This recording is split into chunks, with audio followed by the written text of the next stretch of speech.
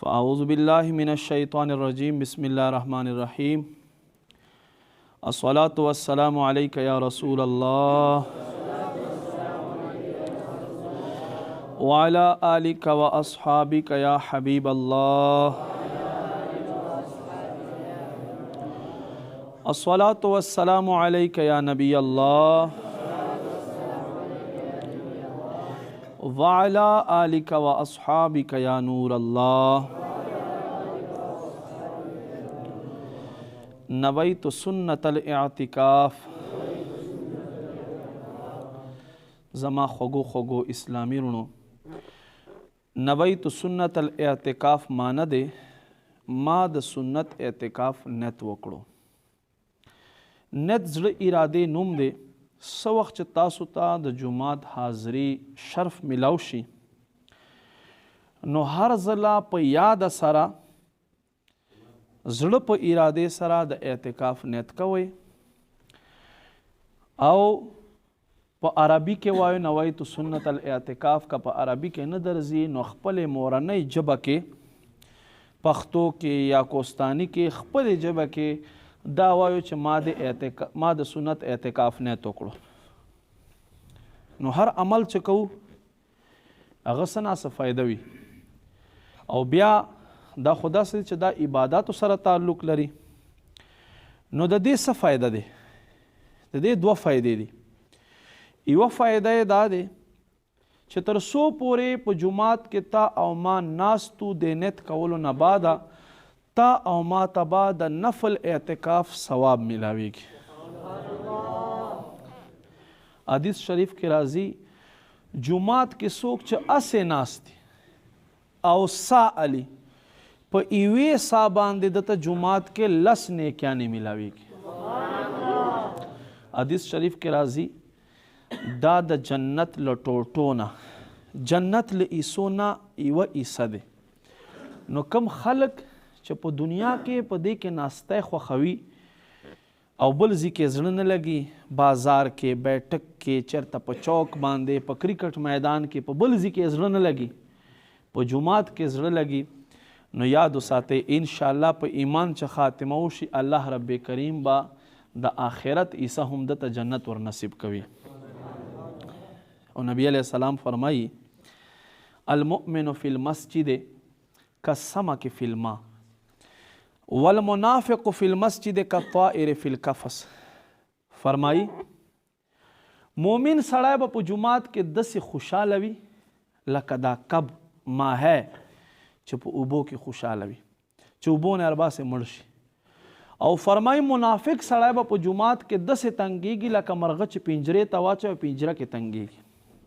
उस ते मुंग खपल सोचुकू च मुंग जुमात के जड़ लगी का न लगी नो अल्हम्दुलिल्लाह दादे दावत इस्लामी बरकत ते च सना स बहाने सरा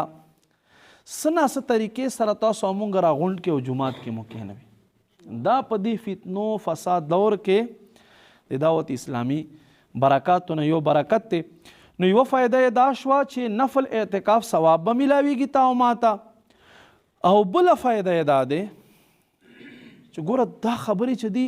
न बयानेगी जमुंग अवाम न दी खबर जुमात के खुराक कवल स्का कवल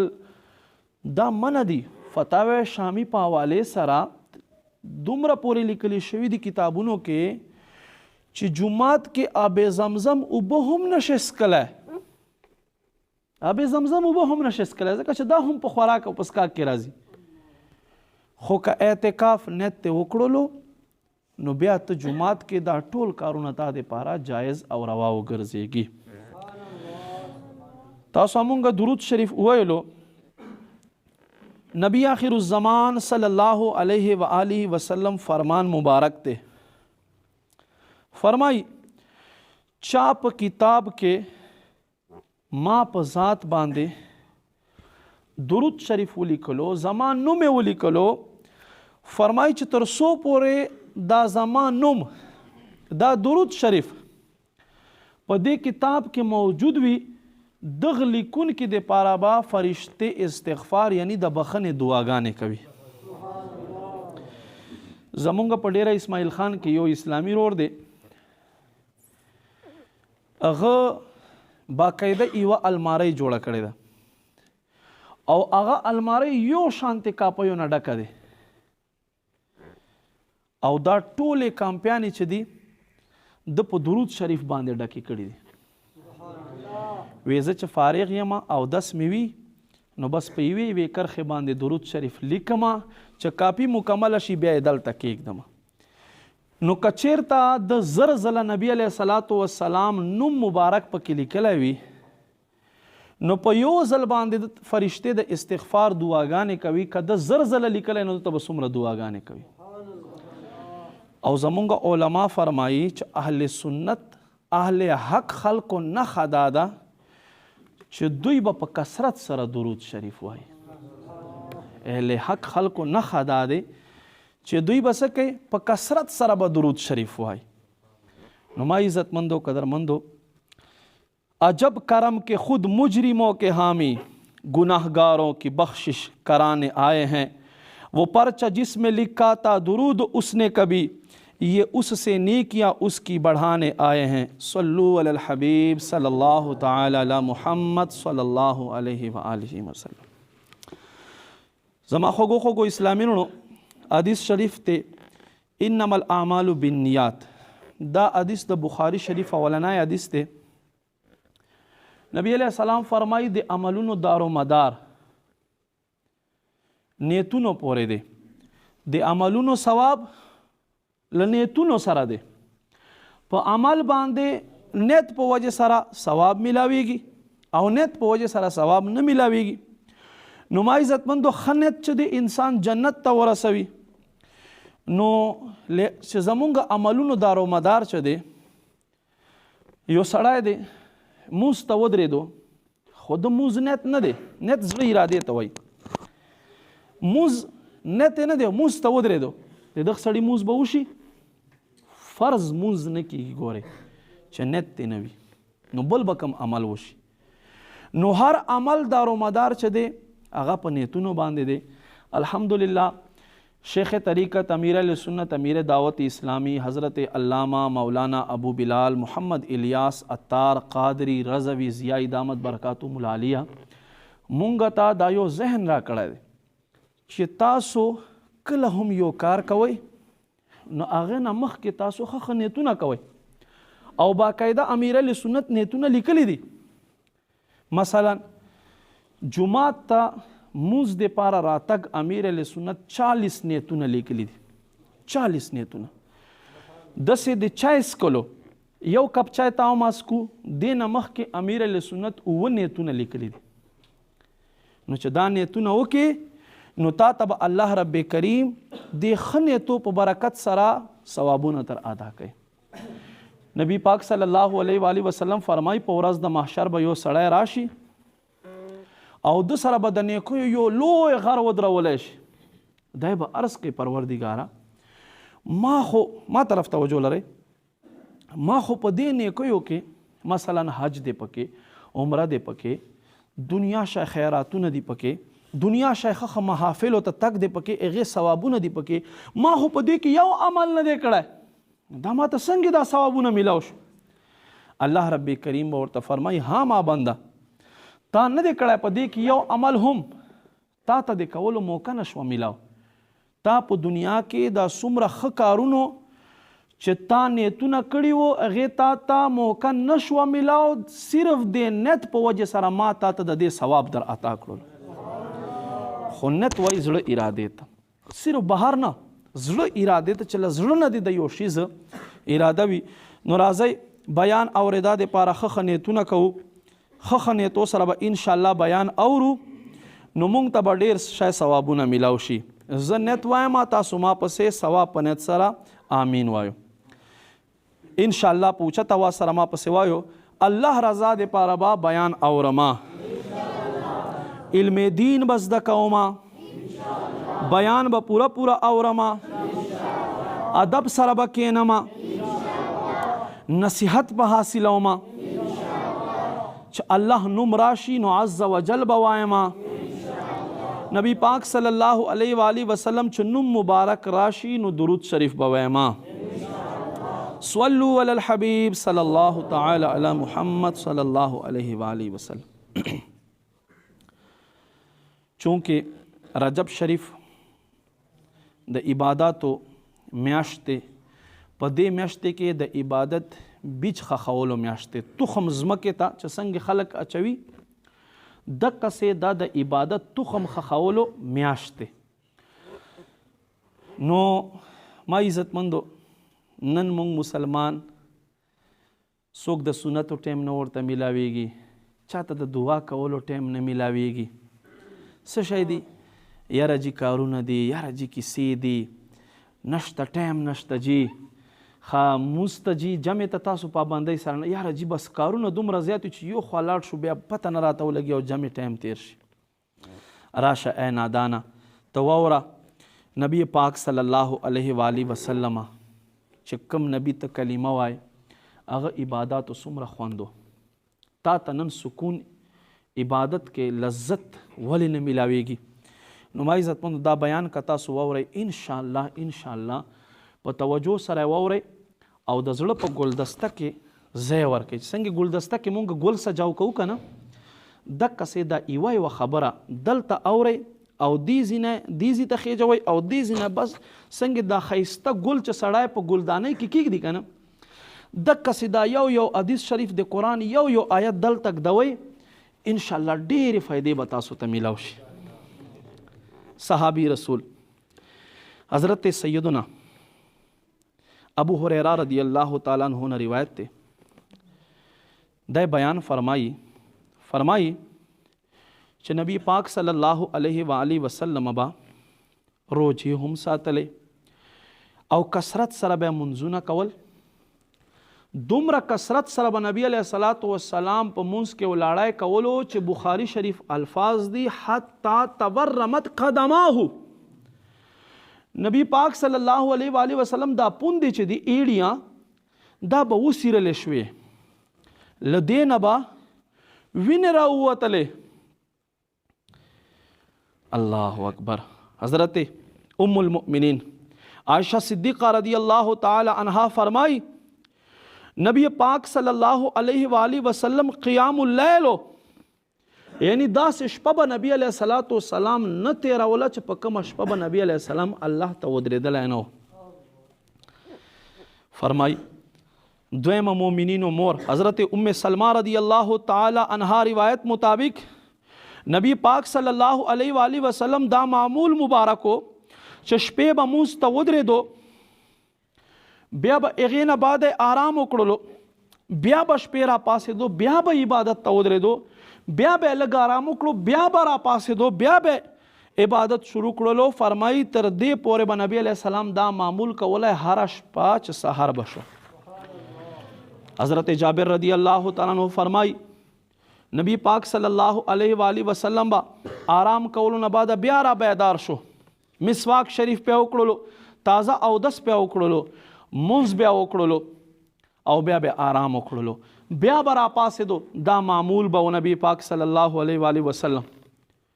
صحابه کرامو به چې نبی پاک صلی الله علیه وآلہ وسلم ولیدو نو دوی به دا کوشش و چې کم عمل مدینه سردار کې چې مونږ هم ورسره وکړو. نو ما عزتمندو صحابی رسول حضرت حذیفہ رضی اللہ تعالی عنہ فرمائی یوه شپه نبی پاک صلی الله علیه وآلہ وسلم په جمعات کې په نفلو باندې ولاړو، مونځ ادا کولو. ما موقع غنیمت سمجاو کړه او زه ورپسې ودرېدم.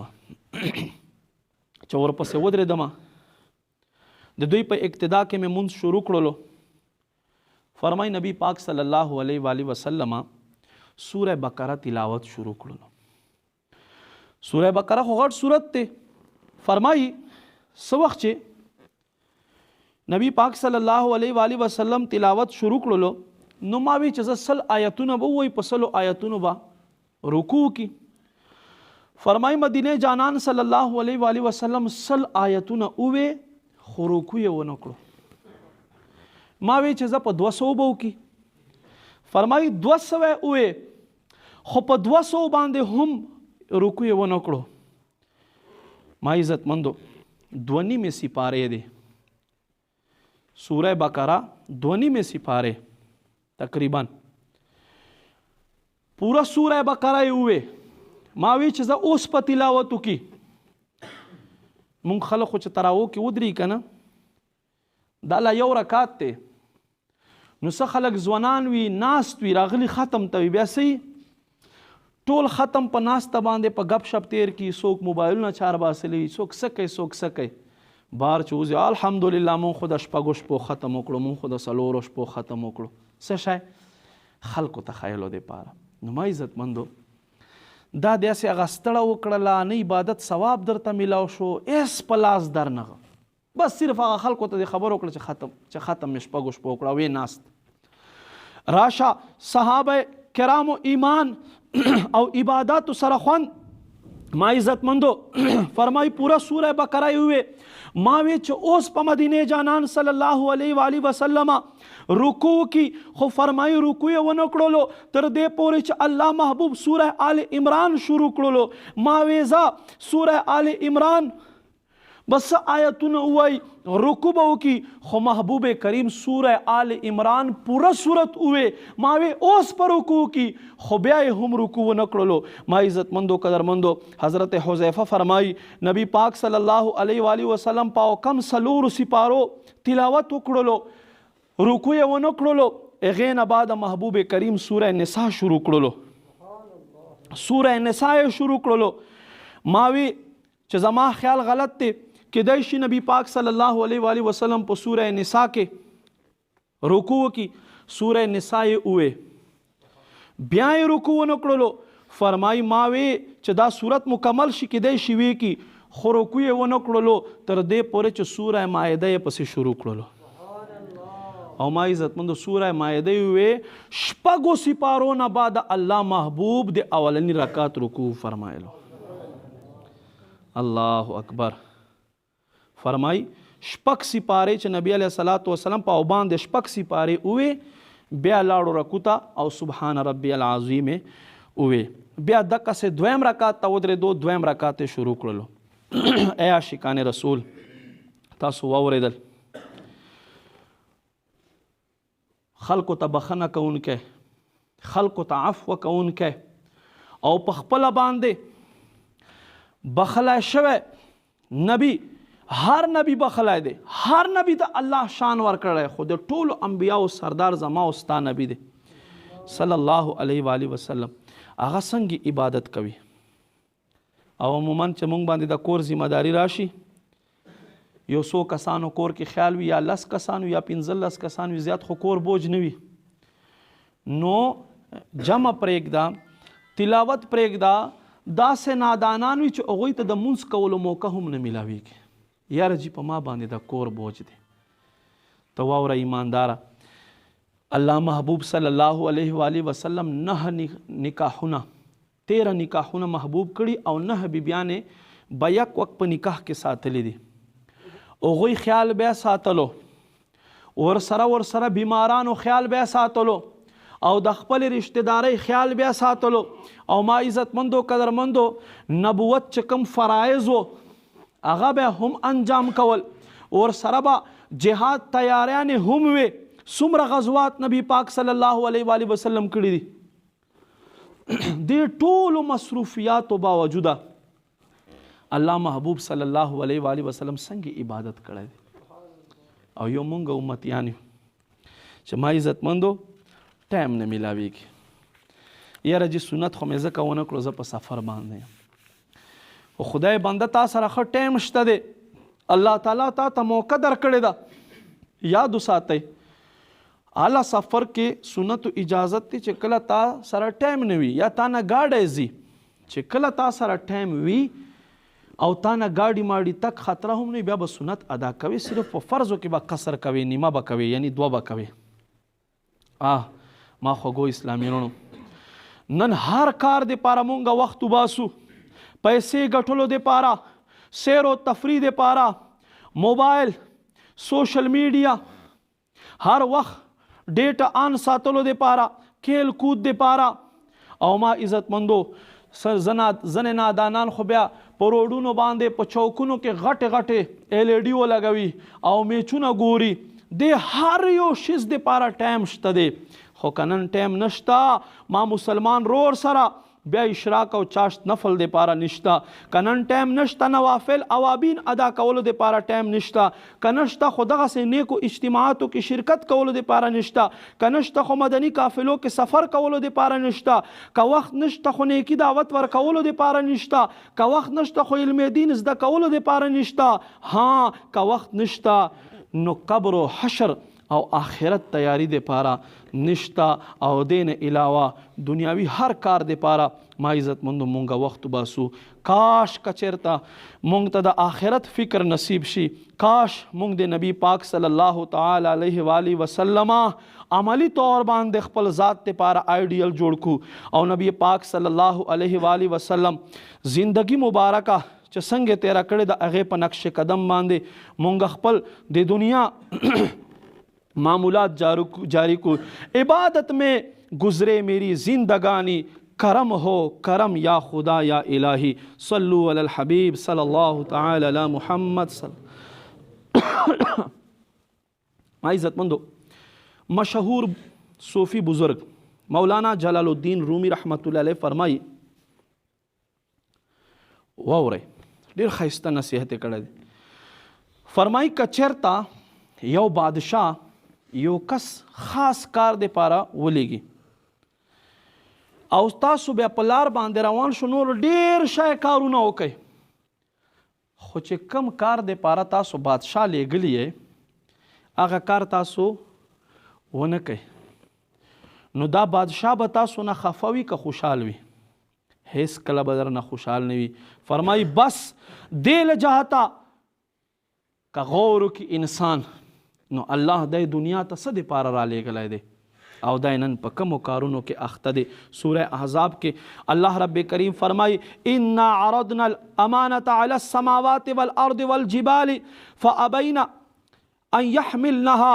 واشفقن منها وحملها الانسان. 22 سپارہ سورہ احزاب آیت نمبر 72 کې الله رب کریم فرمایي بېشکه مونږ پیش کړلو امانت په آسمانونو او په ځمکو او په غرونو باندې، فابین ان یحملنها، آسمانونو ځمکو غرونو دا بوج اوچتولو نه ویریدل، انکار یې وکړلو، او فرمایي واشفقن منها، او له دې نه ویریدل، وحملها الانسان، او ما او تا دا بوج اوچت کړلو، تا او ما دا بوج اوچت کړلو. یاد وساتئ دا امانت څه شی و؟ علماء کرام فرمایي چې دې امانت نه مراد منځونه دي، دې امانت نه مراد هر د ثواب کار دی، او دې امانت نه مراد هر له ګناه کار نه بچ کېدل دي. یاد وساته انسانه نن ته په څه باندې لګیا، نن تا خپله زندگی کمې خواته وګرځوله، نه د قبر و حشر آخرت تیاری شته دی. یاد وساتئ ما عزت مندو قدر مندو ذلقدن په وخت انسان باندې څه تیریږي، قبر ته چې کله انسان ښکته کوي په ده باندې څه تیریږي، نه تا سره د قبر ګرمي خوف شته دی، نه تا سره د آخرت ګرمي خوف شته دی. ای انسانه نه تا د عملنامې کولاوېدا، تا سره یره شته دی چې زما عملنامه کولاو شي، زما په عملنامه کې به څه لیکلي وي هغه تا ته ښه پته دی، پل صراط باندې به ته څنګه تیریږي. د ستا ټکانه د ستا ځای به جنت جوړ شي که د ستا ځای به جهنم جوړ شي. مونږ دې طرف ته توجه نه کوو. کاش چې مونږ ته آخرت فکر نصیب شي، ای کاش چې عبادت لذت مونږ ته ملاو شي.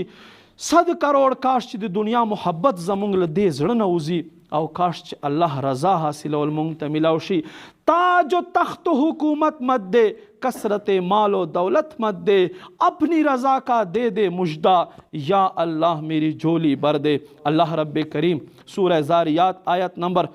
56 کے فرمائی وما خلقت الجن والانس الا لیعبدون، فرمائی ما ندی پیدا کړي انسانان او پیریان، وما خلقت الجن والانس ما ندی پیدا کړي پیریانان او انسانان الا لیعبدون، که پیدا کړي مې د خپل عبادت لپاره مې پیدا کړي دي. ما عزت مندو یا خو ته انسان نه چې عبادت نه کړي انسانیت نه ځان باسلای دا او چې ته ځان ته انسان وای او کتا ته څوک خر یا بل لفظ استعمال کی ته په غوسه کېږي نو چې ته ځان ته انسان وای نو الله فرمای انسان خو ما عبادت لپاره پیدا کړی دی بیا ته عبادت ولې نه کوي ما عزت مندو قدر مندو حضرت سیدنا سفیان بن عیینہ رحمت الله علیه فرمای حضرت قیس بن مسلم رحمت الله علیه دا عادت و ټوله شپه به عبادت کولو ټوله شپه به عبادت کولو او کله به چې پېشمني وخت شو نو پاتحیات سره به کېنستو او د خپل رب په حضور به په چغو جړا کوله او وی به یا ربا چې کم کار د پاره مونږ تا پیدا کړیو هغه کار خو مونږ نه کوو او که زمونږ اختتام په داسې حال کې وشي چې کم کار پاره مونږ تا پیدا کړیو مونږ نه کوو فرمائی بیا خو به مونږ ہلاک شو گر تو ناراض ہوا میری ہلاکت ہوگی ہائے میں نار جہنم میں جلوں گا یا رب عفو کر اور صدا کے لیے راضی ہو جا گر کرم کر دے تو جنت میں رہوں گا یا رب صلو علی الحبیب صلی اللہ تعالی علی محمد صلی اللہ علیہ وآلہ وسلم ما عزت مندو قدر مندو مونږ د غور وکړو د غور مقام دی نن په دنیا کې چانه د کاروبار مشوره وغواړه تا ته به ښه ښکلې د کاروبار مشوره درکېږي په فیسبوک باندې یو پوسټ ورکه په سواو کسان به تا ته د کاروبار مشورې درکړي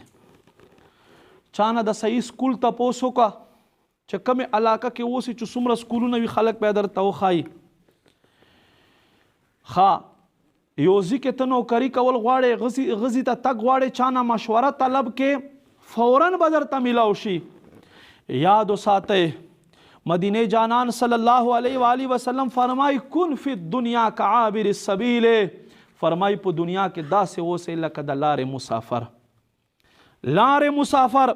څنګه د لارې مسافر حضور فرمایي وی لارې مسافر داسې لکه یو مسافر چې په لار روان وي او دته یو غټ چاودار غټ سوري وال بوټی میلاو شي دی ورشي لږ شانتې پکې دمه شي ورلاندې سوري ته دمه شي او بیا په خپل منزل مقصود روان شي فرمایي تاسو په دنیا کې داسې اوسیږئ دې دنیا سره زړه مه لګوئ دې دنیا ته خپل ځان مه ورکوئ دې دنیا ته خپل ځان مه حواله کوئ میں نے جب عبادت کا سوچا نفس نے فوراً اس دم دبوچا نیکیوں کا نہیں سلسلہ کچھ بس گناہوں میں ہی دل پسا ہے ما عزت مندو مروی دے حضرت معاذ بن جبل رضی اللہ تعالیٰ عنہ صحابی رسول دے یمن تا اللہ محبوب لے گلو سو وقت شدے دا اخیرانای وقت شو نو صحابی رسول حضرت معاذ بن جبل رضی اللہ تعالیٰ عنہ پا چغو شو عرض اکڑلای شو علی جا تاسو ولی جاڑے وی فرمائل واورئ مونږ سره د څه فکر وي هغو خلکو سره څه فکر وي وی فرمایل جړه په دې راځي چې زه خو به لاړ شم له دنیا نه خو د ګرمۍ دا تندې والې روجې او دا جمي سختو شپو یخو شپو منځونه دا چې زه اوس ادا کوم دی نه به زه محروم شم دا به ما ته نه نصیب کېږي او ما ته به د علماء کرامو د ذکر چې کوم داسې محفلونه وي هغه محفلونه به ما ته نه نصیب کېږي ما ته جړه په دې راځي ما عزت مندو سبحان الله څنګه عشق رسول و دې خلکو څنګه عباداتو سره دې خلکو مینه وه څنګه دې خلکو آخرت ته ترجیح ورکوله حضرت جابر رضی الله تعالی فرمای یو ځل مونږ نبی پاک صلی الله علیه و آله وسلم سره یوې غزوې ته لاړو په واپسی باندې یو غره علاقې ته مونږ راغو نبی پاک صلی الله علیه و آله وسلم هلته قیام فرمایلو او صحابه کرام هم نبی پاک صلی الله علیه و آله وسلم سره پاته شول محبوب فرمایل تاسو کې څوک په نن شپه پیراداری کوي دوه صحابه کرامو پیراداری کوله پدې کې یو انصار او یو مهاجر صحابي پاسې دو عرض وکړو یا رسول الله صلی الله علیه وسلم بیګش په څوکیداری سعادت کوم ته ملاو شي دا ډېره غوره خبره نبی پاک صلی الله علیه و آله وسلم اجازت ورکړلو چنانچه هغه دواړه صحابه کرام شپې پیرې د پاره تیار شول څنګه خوش قسمتي ده چې الله نبی څوکیداري کوي. خو دې دواړو خپل منځ کې مشوره وکړه چې بس داسې به وکړو، یو به لږ آرام کوي بل به څوکیداري کوي، بیا به بل راپاسي بل به آرام کوي بل به څوکیداري کوي. نو ما عزتمندو یو ته لاړو بل پاته شو، څوکیداري یې کوله څه وخت چې ټول سملستل، د اودس وکړو په نفلو باندې ودرېدو، سوره کهف تلاوت شروع کړلو. په دې کې اچانک دشمن را وختل غره باندې له پاسه او غشو ورولې شروع کړل. یو غشی راغی دغ صحابي په جسم کې ولګېدو. خو ما عزتمندو د عباداتو داسې لذت او داسې شوق چې ونه خوځېدو، په جسم کې ونښتی شو، خو د معمولی حرکت هم ونه کړلو او بدستور په مونځ باندې مشغول و. ظالم دشمن بل غشی راوویستلو، بل هم په ده باندې ولګېدو، بل غشی راوویستلو، دریم غشی ما عزتمندو په ده باندې ولګېدو. هغې نه بعد دې له غرضه نه چې ما ته به نقصان ورسي یا زه به په داسې حال کې شهید شمه چې نبی پاک صلی الله علیه و آله وسلم ته صحابو ته تکلیف نه ورسوي، د خپل منځ مختصر کړلو او ټول را پاسول. او ما عزتمندو قدرمندو بیا دشمن ته منډه ورکړله. ټول صحابه کرام ورته وایي چې تا باندې 3 غشي ولګېدو، نو تا مونږ ته وینا ولې نه کوله؟ په وخت په دې وینا کړې وه. وایي څه وکړم؟ په مونځ باندې ولاړو، مونځ مې کولو، ما خپل مونځ نشو پرېښودلی، خپل مونځ مې نشو پرېښودلی. ما عزتمندو نن که اوس څوک غږ وکړي چې زلزله ده، بیا به په دروازې باندې ځای نه وي. دا وجه څه دی؟ مونږ ایمانونه کمزوري دي. مونږ ته د دنیا څومره چې معاملات وي، خاص کار کاروباري سړی چې وي، کاروباري سړي ته چې کله جمع ته ودرېږي نو دته ټول ګاک راشي ودرېږي. دفتروال چې وي چې په مونځ باندې ودرېږي، څومره خلک چې ورځې ورته راغلي چاته څه ویلي د ټولې خبرې په مونځ کې ورې چې کله سلام وګرځي دلته پته ولګي چې مونځ خو مې وشو، ما ته خو پته نه ولګېده. دا یې زمونږ منځونه دي. راشه مسلمان وروره واوره او د زړه په تختۍ باندې ولیکه. حضرت عروه بن زبیر رضی الله تعالی عنہ په خپې کې مرض آکله دا دانې وخیږي په بدن باندې او دې سره دا بدن غوښه ځي، بدن غوښه ځي، دا یې په خپې باندې وختلې. ما عزتمندو چنانچه طبیب د هغې زمانې ډاکټر ورته ووی چې تاسو داسې وکړئ، حضرت عروه بن زبیر رضی الله تعالی عنہ دا خپه کټ کوي، که خپه یې کټ نه کوي دا زهر به د کل بدن باندې لاړ شي نو دته به نقصان جوړ شي. حضرت عروه بن زبیر رضی الله تعالی عنہ بار بار انکار کولو چې څه نه کومه. کور والو چا ورته ووی چې داسې وکئ، دې چې کله په مونځ باندې ودرېږي، مونځ باندې بس بیا دته څه فکر نه وي، بس دی په خپل مونځ کې وي. بیا طبیب ته وی په داسې وخت کې راشه بیا دا خپته کټ کړه. دا اصل لطیفې نه دي، داسې کیسې نه دي، دا د صحابه کرامو جون دی، جون زندگی دی. حضرت عروه بن زبیر رضی الله تعالی عنہ په مونځ باندې ودرېدو، طبیب راغی او خپه یې ته کټ کړله، خو ده ته پته ونه لګېده. کله چې سلام وګرځولو پته ورته وایي چې ما خپه کټ شوې ده. الله اکبر. ما عزتمندو داسې یو ایمانو مانند شمع تیری طرف لو لگی رہے دے لطف میری جان کو سوزو گداز کا. صلو علی الحبیب صلی اللہ تعالی علی محمد صلی اللہ علیہ وآلہ وسلم. حضرت سیدنا امام احمد بن حنبل رحمت اللہ علیہ لیکي حضرت مسلم بن یسار رضی اللہ تعالی عنہ یو ځل منځ ادا کولو، اچانک دو خواته نږدې اور ولګېدو. چې اور ولګېدو بس خلکو منډې کړې. خو ما عزتمندو قدرمندو فرمایي حضرت مسلم بن یسار رحمت الله علیه په خپل مونځ کې مشغول و چې مونځ ادا کړو، وروستو پته ورته ولګېده چې اور لګېدلی هم و مړ هم شو. الله اکبر. حضرت عبدالله بن زبیر رضی الله تعالی عنہ ته الله رب کریم د عبادت کافی لذت ور نصیب کړو. انتهایی خشوع و خضوع سره به مونځ ادا کولو. یوه ورځ د خواته نږدې یو ماشوم بچی و او ما عزتمندو قدرمندو خپل بچی و اچانک په چت باندې مار روانو را پریوتلو او خلکو آواز کړو چې مار دی. حضرت عبدالله بن زبیر رضی الله تعالی عنہ دومره په مونځ کې مشغول و چې پته نه ورته ولګېده چې مار راغلی دی یا زما بچی موجود دی هغه ته به ټک ورکړي یا به ما ته ټک راکړي. خلکو مار ونیسلو مړې کړلو چې کله د مونځ نه فارغ شو بیا دته پته ولګېد چې داسې له چت نه مار را پرېوتی او خلکو مړ کړلو. ما عزتمندو حضرت عبدالله بن زبیر رضی الله تعالی عنہ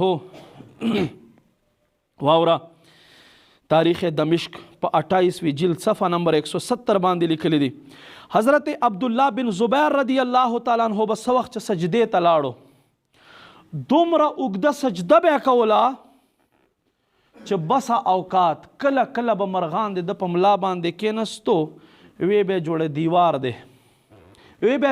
دی دیوار به سمجاو کړو د په ملا باندې به مرغان ناسو د به دومره اوږدې سجدې کولې. الله اکبر. ما عزتمندو څنګه خلکو الله اکبر. حضرت ابن ابو ملیکہ رحمت الله علیه فرمای په خدای مې د قسم وي په کل زندگی کې مې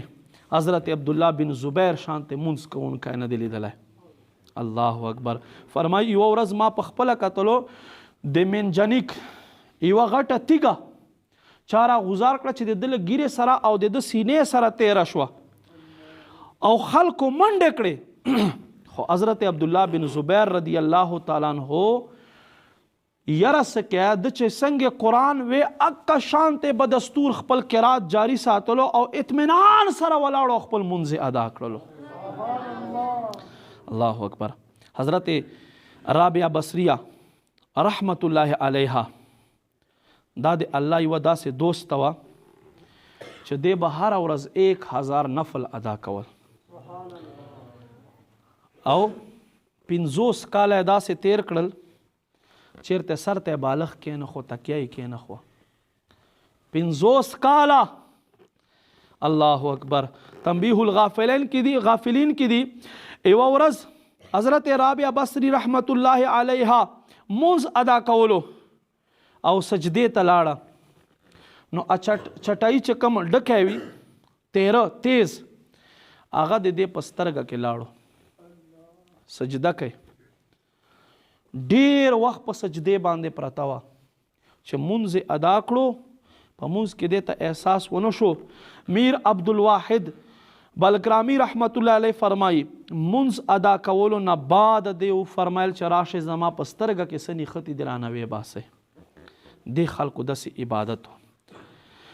نماز زاهده سجدہ سجود است نماز عاشقاں ترک وجود است قیام و قعدہ تکبیر و نیت ہما محو است در عین معیت صلو علی الحبیب صلی اللہ تعالی علی محمد صلی اللہ علیہ وآلہ وسلم. ما عزت مندو حضرت سیدنا امام حسن بصری رحمت الله علیه فرمای خلق منز قرآن او دعاگان دا درې شیزونه چې دي د دې حلاوت د دې میټاس نه دا خلق محروم دي. کچیرته دوی ته درې شیزونو باندې په دې درې شیزونو باندې همیشواله او د دې حلاوت خوند لذت ورته محسوس شي نو دوی به د الله شکر ادا کی. خدا افسوس دی چې دا دروازې په هر چا باندې نه کولاویږي. د قرآن لذت د دعاګانو لذت او د عبادت لذت. اوس عبادت مونږ خو مونږ کو څنګه کو تاسو ته ښه پته ده بس ورشو بس قطه او بره او بس دومره افسوس دی. ما عزتمندو یو ورځ یو حاجی یو مشر سړی اسلام آباد کې زما ورور دا خبر دی وی ما مونځ ته اورېدو مونځ وی چې ما ته د حج طریقه وښایه مونږ ورته وی چې مونږ به حج طریقه وروسته ته ښایو خو اول خو ته مونځ را تېر کړه چې هلته لاړ شې حرمینو کې مونږ ته دعا کوې مونځ یې راته شروع کړو نو مونځ کې څه وایي اللهم صل علی محمد وعلى آل محمد سیوه اللهم صل علی ابراهیم دی کنه دوی اللهم صل لاړ ابراهیم تو سوچ که زمونږ مسلمانو منځونه څنګه دي انعمت علیهم ته په موږ داسې انعامو کې چې څنګه د په مخ کې خلکو کړی دی که دا دې ووایي انعمت علیهم معنی کېږي ته په موږ داسې وده شي لکه څنګه چې په مخ کې خلکو وده شوی ولسوف یعطیک ربک فترضا اخر کې دعا دی محبوبه نږدې دی چې موږ به دومره درکو چې ته به راضي شي قرآن دې صحیح نه دی زده فترضا دی وې دال دی وې معنی کېږي موږ به دومره درکو چې ته به هلاک شي ما عزت مندو هر یو شي سیده کولو ټایم شته خو چې نشته دین د پاره ټایم نشته نن مسلمانو عرباو آبادیان دي خو نن مسلمان څه دي پریشان دي دولت ډیر دی هر څه ډیر دي خو ما عزتمندو قدرمندو نن څه شی نشته دی زړه سکون نشته دی زړه سکون چې دی ولې نشته دی زړه سکون په دې وجه سره نشته دی چې مونږ الله کور ته نه راځو که الله کور ته راشو بیا مونږ په توجه سره نه کینو په زړه حاضري سره نه کینو او که بیا کینو 15 منټه بیا ما عزتمندو بل کار مونږ ته یاد شوی وي یاد وساتئ والد اعلی حضرت مولانا نقی علی خان رحمت الله علیه فرمایي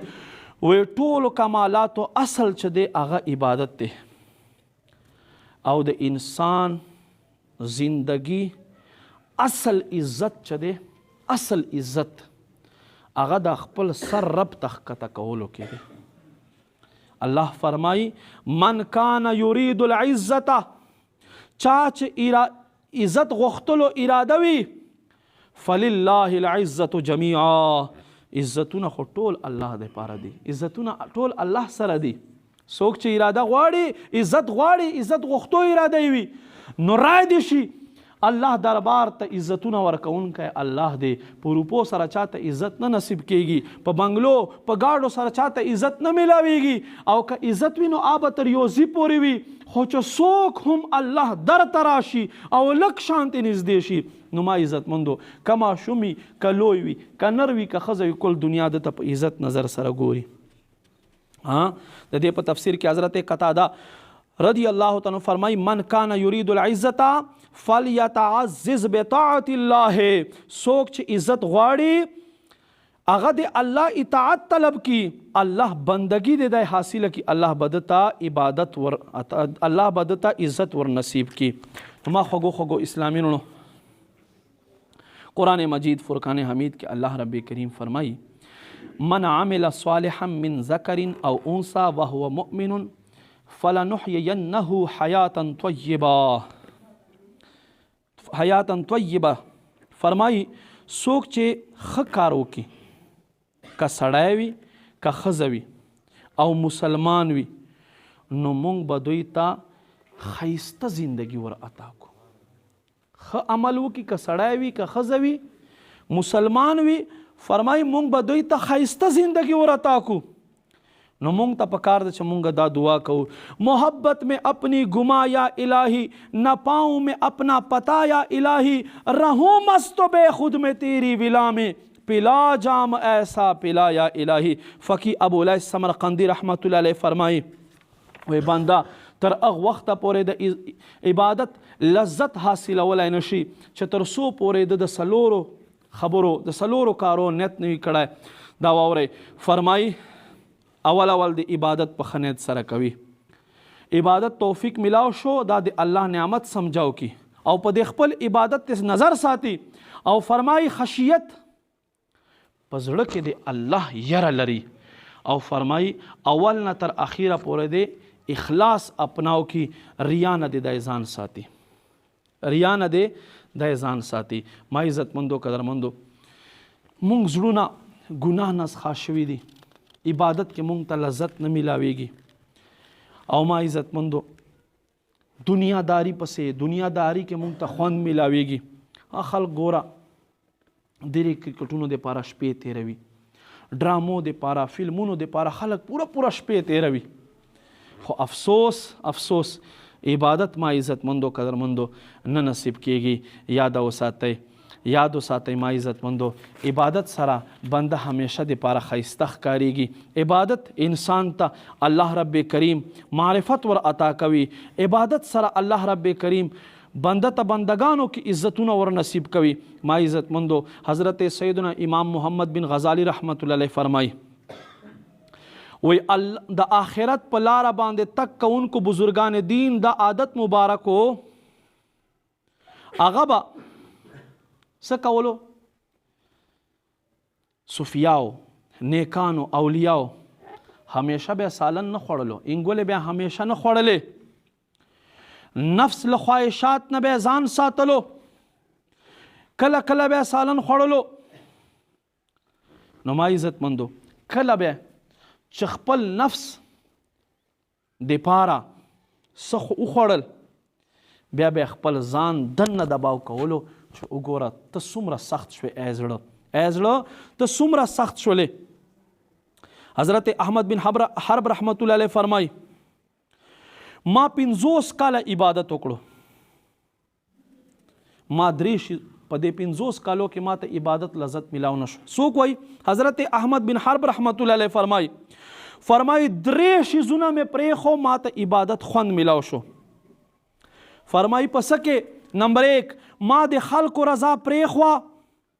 او الله رضا مې واخیستله، ما ته عبادت لذت ملاو شو. ما د فاسقانو اعلانیه طور باندې گناه کوونکو صحبت پرېښولو او نیکو خلکو صحبت می اختیار کړو او ما د دنیا لذت پرېښو تر دې پورې چې ما ته د آخرت لذت الله رب کریم را نصیب کړلو.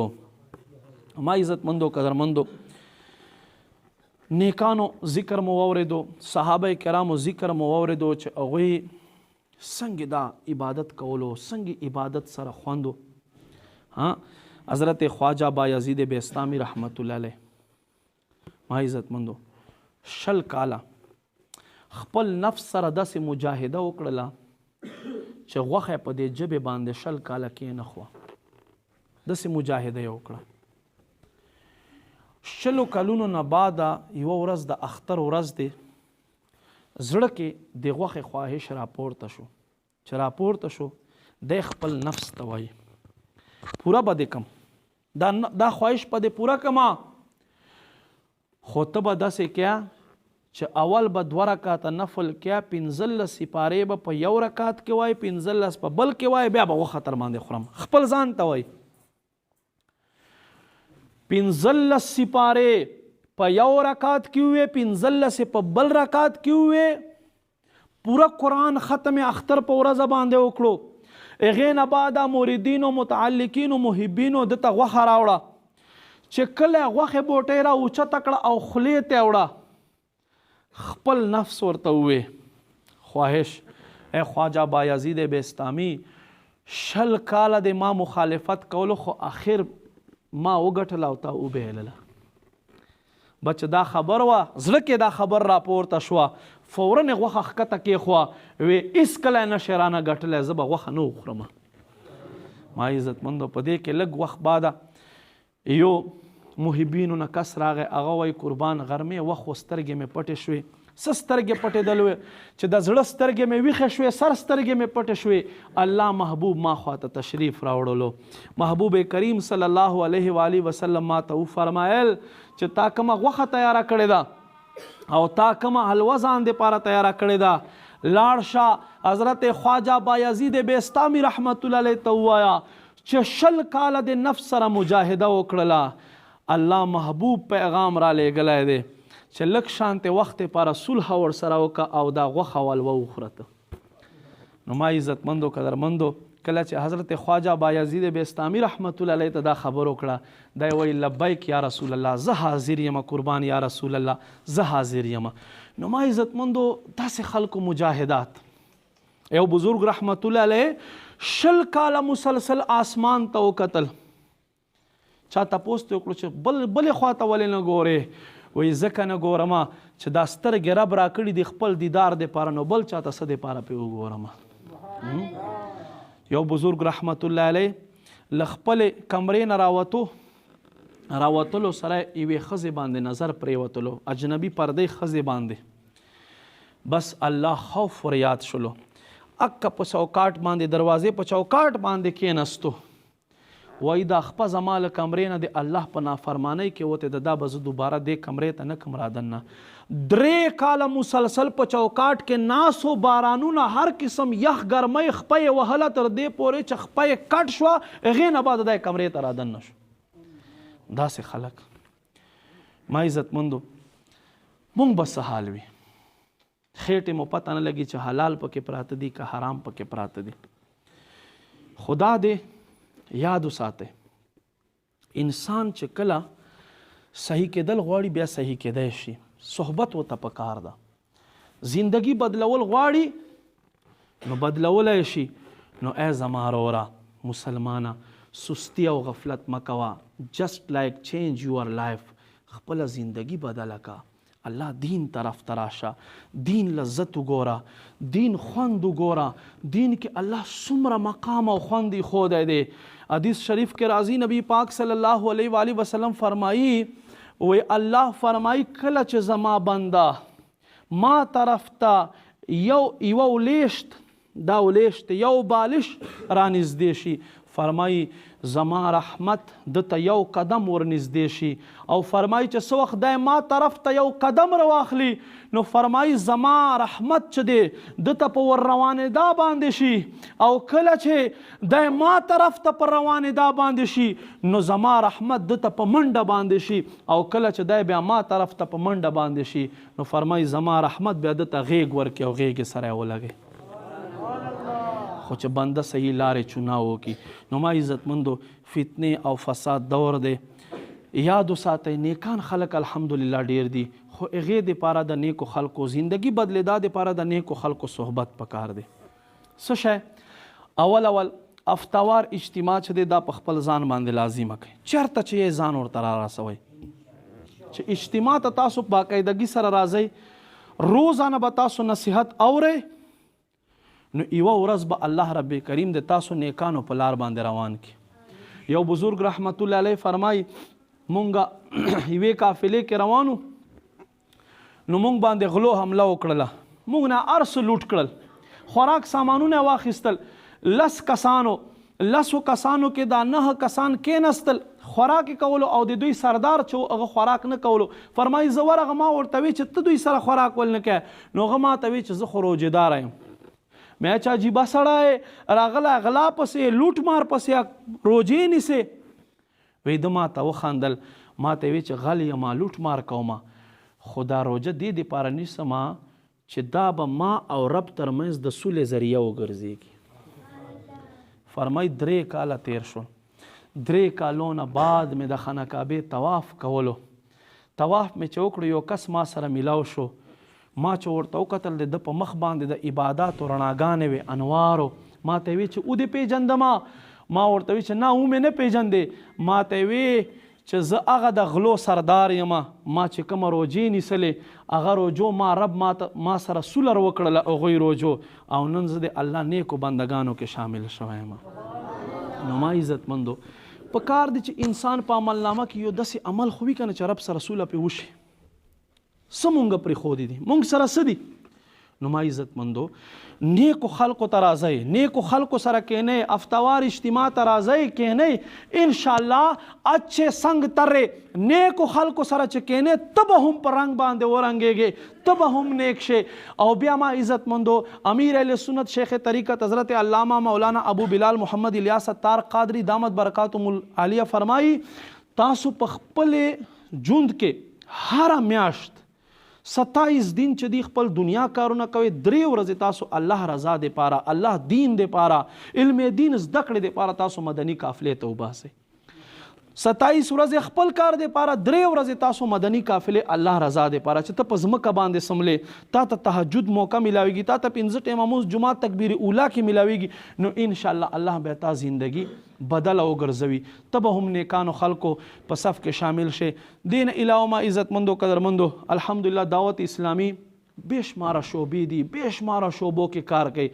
نو تاسو را دن نشئ یوې شعبې ته یوې شعبه کې د دین کار شروع کړئ لکه زمونږ اسلامیون راغلي دي هغه رسایل تقسیموي خلکو کې نیکی دعوت عام کولو دپاره رسایل په بازارونو کې تقسیموي دې شعبې ته را دن نشئ. یا دین علاوه تجهیز و تکفین زمونږ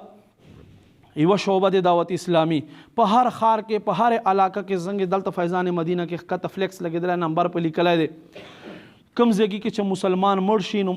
دا دعوت اسلامي ورورځي فی سبیل الله الله رضا د پاره غسل ورکوي کفن ورته کټ کوي خخوي ورسره تر اخره پورې ورسره ناس وي دې شعبې ته رادن نشي الله محبوب صلی الله علیه و آله وسلم فرمایي څوک چې یو مړي ته غسل ورکي